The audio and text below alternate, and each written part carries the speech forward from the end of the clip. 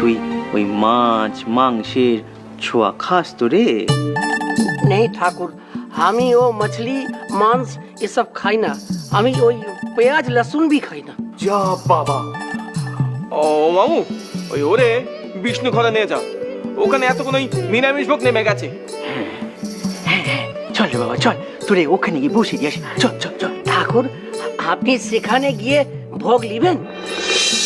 না ভাই, উনি কালীঘরের ভোগ প্রসাদে খাবে। তো আমি भी কালীঘরের ভোগ খাবে? হ্যাঁ,